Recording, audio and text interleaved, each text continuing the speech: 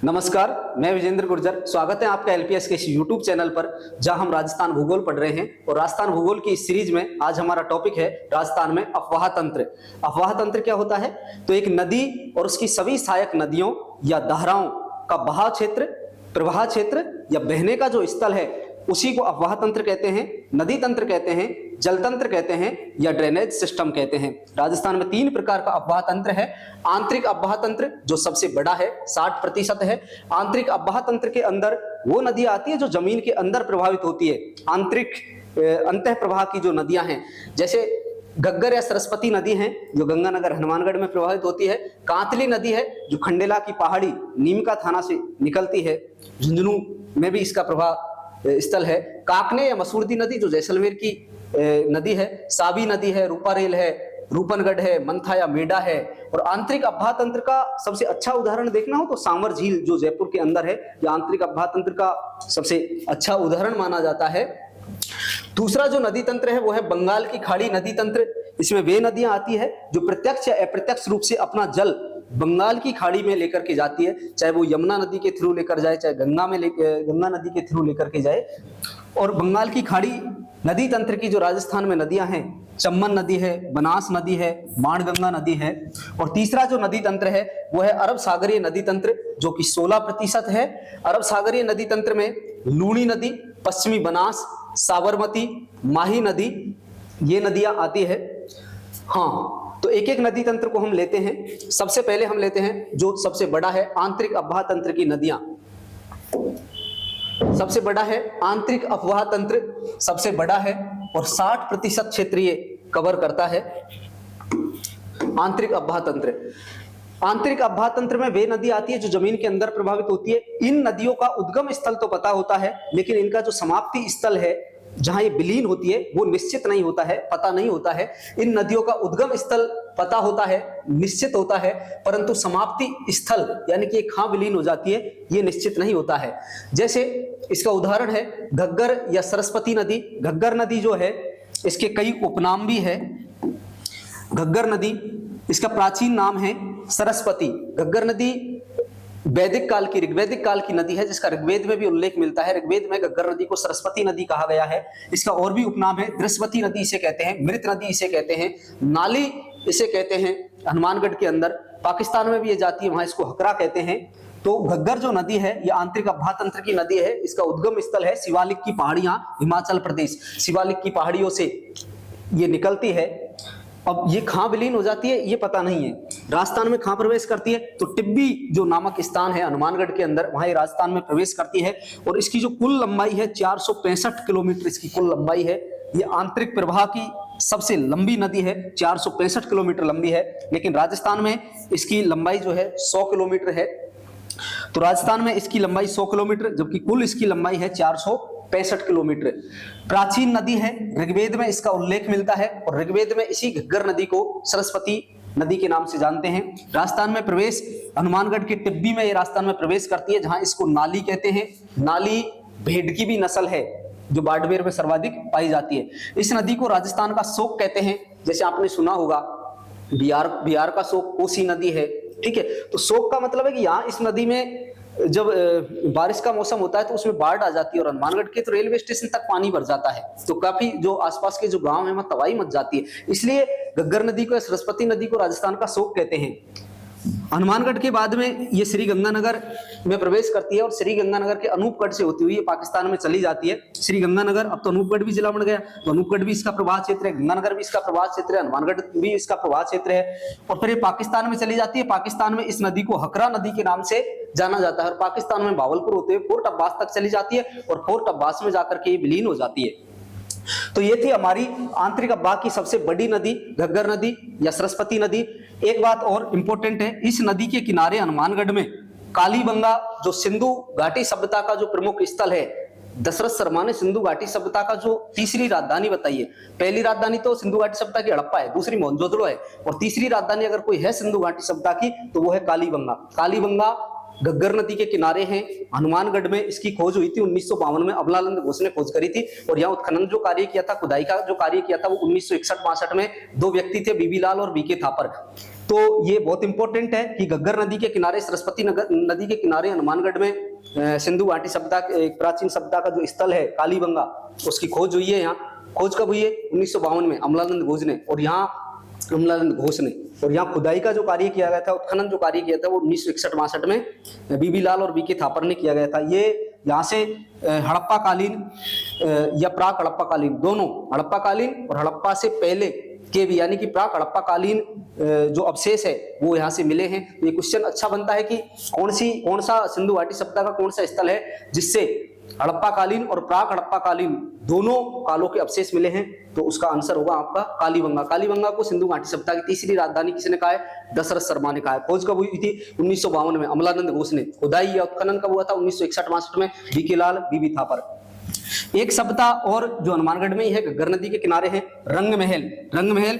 यहाँ खुदाई का कार्य हुआ था 1952 से 54 के बीच में, श्रीमती अन्नाडेड के नेतृत्व में यहाँ खुदाई हुई थी। तो ये दो प्रमुख सभ्यता हैं सिंधु घाटी, ये कालीबंगा तो है आपकी सिंधु घाटी सभ्यता के काल की, और रंगमहल जो है ये कुषाणकालीन है, क्योंकि यहाँ से कुषाणकालीन सिक्के मिले हैं, अवशेष मिले हैं कुषाणों के, इसलिए ये कुषाणकालीन सभ्यता है। ठीक है, तो दूसरी आंतरिक अभ्यास तंत्र की दूसरी नदी हम देखते हैं।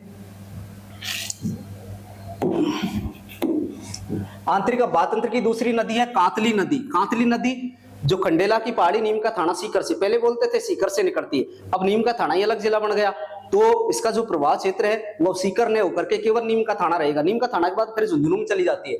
तो कांतली नदी आंतरिक अभ्यास तंत्र की नदी है, जमीन के अंदर प्रभावित होती है। इसका जो उद्गम स्थल है वो है खंडेला की पहाड़ी। कहां पड़ती है? नीम का थाना में। पहले नीम का थाना सीकर में ही आता था, इसलिए सीकर बोल देते थे, अब नीम का थाना ही आएगा। नीम का थाना के बाद में झुंझुनू में चली जाती है, बस राजस्थान में बहती है। पूर्णतः राजस्थान में बहने वाली आंतरिक प्रवाह की सबसे लंबी नदी है कांतली नदी। ध्यान से सुनिए, प्रश्न में कंफ्यूजन है।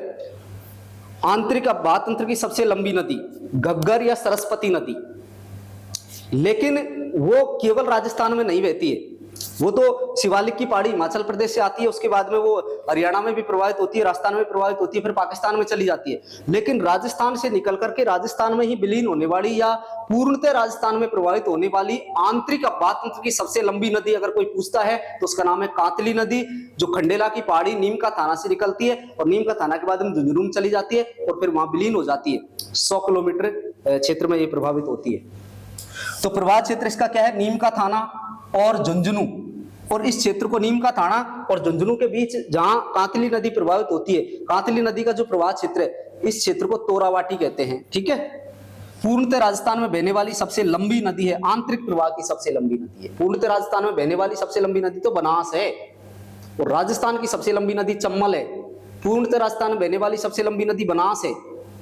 पूर्णतः राजस्थान में बहने वाली आंतरिक प्रवाह की सबसे लंबी नदी कांतली नदी है। आंतरिक प्रवाह की राजस्थान में प्रभावित होने वाली सबसे लंबी नदी घग्गर है। सारे क्वेश्चन अलग अलग है, बारीकी से बहुत माइन्यूट तरीके से आप देखेंगे, अध्ययन करेंगे, तब जाके आपकी कंफ्यूजन दूर होंगे। सारे मैं बोल चुका हूं, आप वीडियो को पॉज कीजिए, रोकिए, स्क्रीनशॉट लीजिए और अच्छे से समझिए। तो पूर्णतः राजस्थान में बहने वाली आंतरिक अभ्यास तंत्र की सबसे लंबी नदी कांतली नदी 100 किलोमीटर। और कांतली नदी के किनारे एक सभ्यता की खोज हुई है, आप जानते होंगे, गणेश्वर सभ्यता, जो कि ताम्रयुगीन सभ्यता है, लगभग 2800 ईसा पूर्व की सभ्यता है। इसकी खोज हुई थी रतन चंद्र अग्रवाल, जिसको आरसी अग्रवाल भी कहते हैं, 1966 में यहाँ उत्खनन उनके नेतृत्व में, आरसी अग्रवाल के नेतृत्व में किया गया था। ताम्रजन्नी इसको कहते हैं, जो भी यहाँ से अवशेष मिले वो सब तामे तामे के मिले, इसलिए इसको ताम्रजन्नी कहते हैं। आरसी अग्रवाल 1966, गणेश्वर सभ्यता, कांतली नदी, नीम का थाना। ठीक है, अगली जो आंतरिक अभ्यास तंत्र की जो नदी है वो है काकने, या इसको मसूरदी नदी भी हम कहते हैं, जैसलमेर की नदी है। जैसलमेर में तो वैसे तो दोरे ही दोरे हैं, रेत के टीले हैं, टिब्बे हैं, वहां नदी कहां पर है, लेकिन बिल्कुल है काकने या मसूरदी नदी, जो कोटड़ी की पहाड़ी पड़ती है जैसलमेर के अंदर, वहां से ये निकलती है और इसका प्रवाह क्षेत्र केवल जैसलमेर है। आंतरिक प्रवाह की सबसे छोटी नदी है, आंतरिक प्रवाह की सबसे मात्र 17 किलोमीटर इसका प्रवाह क्षेत्र रहता होगा। तो आंतरिक प्रवाह की सबसे छोटी नदी है काकने नदी, और जैसलमेर के अंदर मीठे पानी की झील है बुद्ध झील। बुद्ध झील में जाकर के ये समाप्त हो जाती है। तो बुद्ध झील जो है इस नदी का वो समाप्ति स्थल है, जहां जाकर के विलीन हो जाती है। आंतरिक अभ्यास तंत्र की एक नदी और है सावी नदी, जो सेवर की पहाड़ी जयपुर से निकलती है और इसका प्रवाह क्षेत्र है जयपुर होते हुए अलवर जाती है। और हरियाणा की तरफ ये चली जाती है। तो जयपुर, अलवर और हरियाणा सावी नदी का प्रवाह क्षेत्र है। वैसे तो अलवर की ये प्रमुख नदी मानी जाती है। आंतरिक अभ्वा तंत्र की कुछ नदियां हम और देखते हैं। आंतरिक अभ्वा तंत्र की अगली नदी है रूपारेन नदी। रूपारेन नदी जिसे लसावरी नदी भी कहते हैं, बरहा नदी कहते हैं, रूपनारायण नदी कहते हैं, इसके कई नाम हैं, नाम याद रखिएगा। और रूपारेन नदी का जो उद्गम स्थल है जहां से निकलती है वो है उदयनाथ की पहाड़ियां। कहां पर है उदयनाथ की पहाड़ियां? उदयपुर में नहीं है उदयनाथ, ये प्रश्न पूछा हुआ है। उदयनाथ की पहाड़ियां कहां पर है? उदयपुर भी उसमें ऑप्शन होता है, लेकिन उदयनाथ की पहाड़ियां अलवर से। तो उदयनाथ की पहाड़ियां अलवर में है, जहां से एक नदी निकलती है जिसका नाम है रूपारेन नदी, जिसे लसावरी नदी कहते हैं, बरहा नदी कहते हैं, रूपनारायण नदी कहते हैं। तो ये नदी अलवर से, अलवर के बाद में भरतपुर में प्रवेश करती है। और भरतपुर में इस नदी पर इंपॉर्टेंट क्वेश्चन है, भरतपुर में रूपारेन नदी पर या लसावरी या बरहा या रूपनारायण नदी पर मोती झील बनी हुई है। मोती झील जिसे लाइफ लाइन ऑफ भरतपुर कहते हैं, भरतपुर की जीवन रेखा कहते हैं। भरतपुर को आधे से ज्यादा, भरतपुर को लगभग 70% भरतपुर को जो है पानी मोती झील से मिलता है। भरतपुर का जो किला है लोहागढ़, लोहागढ़ किनारे से, लोहागढ़ के ऊपर आप चढ़ करके देखोगे तो वहां से आपको ये जो मोती झील है ये दिखेगी। उसके लोहागढ़ के किनारे ये झील बनाई गई है, रूपारेन नदी पर बनाई गई है। इस मोती झील को क्या कहते हैं? Life line of Bharatpur. तो भरतपुर की जीवन रेखा किस झील को कहते हैं? कई बार क्वेश्चन पूछा गया है। भरतपुर की जीवन रेखा मोती झील किस नदी पर है? रूपारेन नदी पर है। रूपारेन नदी कहां से निकलती है? उदयनाथ की पहाड़ियां अलवर से, अलवर से भरतपुर में ये विलीन हो जाती है। और इस नदी के किनारे जो सभ्यता है वो है नोहो सभ्यता। नोहो सभ्यता भरतपुर के अंदर है। अगली जो आंतरिक प्रवाह की जो नदी है वो है रूपनगढ़ नदी। और रूपनगढ़ नदी का जो उद्गम स्थल है वो है सलेमाबाद, अजमेर। सलेमाबाद एक चीज के लिए बहुत इंपॉर्टेंट है, जब हम संत संप्रदाय पढ़ते हैं, पढ़ाते हैं, तो निम्बार्क संप्रदाय जिसकी राजस्थान में जो प्रमुख पीठ है वो सलेमाबाद में है, अजमेर के अंदर। तो सलेमाबाद से रूपनगढ़ जो नदी है, आंतरिक प्रवाह की नदी है, वो सलेमाबाद से निकलती है। और सलेमाबाद से निकल करके ये जयपुर में सांवर झील में आकर के विलीन हो जाती है, मिल जाती है। सांवर झील जो है वो आंतरिक अभ्वा तंत्र का सबसे बेस्ट उदाहरण अगर आपको देखना हो तो वो है सांवर झील। प्रवाह क्षेत्र इसका अजमेर, जयपुर, और जयपुर में सांवर झील में मिल जाती है। सांवर झील जो है ये आंतरिक अभ्वा का सबसे अच्छा उदाहरण है। सांवर झील में एक बार प्रश्न पूछा गया था, सांवर झील में कौन सी नदी जो दक्षिण से आती है, दक्षिण से सांवर झील में मिलती है? तो सांवर झील से दक्षिण से मिलने वाली केवल एक ही नदी है, रूपनगढ़ नदी, जो सलेमाबाद अजमेर से आती है और दक्षिण से एंट्री करती है सांवर झील के अंदर। बाकी 5-6 नदियां हैं सांवर झील के अंदर जो सब उत्तर से आती है, जैसे खंडेला नदी है, खारी नदी है, मंथा या मेढा नदी है, डूड नदी है। मंथा नदी जो आंतरिक अभ्वा तंत्र की नदी है, मनोहरपुरा की पहाड़ियां जयपुर से निकलती है। तो ये था हमारा आंतरिक अभ्वा तंत्र, जो कि राजस्थान का सबसे बड़ा अभ्वा तंत्र है, 60% क्षेत्र इसमें आता है। दूसरा जो अभ्वा तंत्र है बंगाल की खाड़ी नदी तंत्र या अरब सागरीय नदी तंत्र, उसका अध्ययन हम नेक्स्ट वीडियो में करेंगे। तो okay, thank you so much.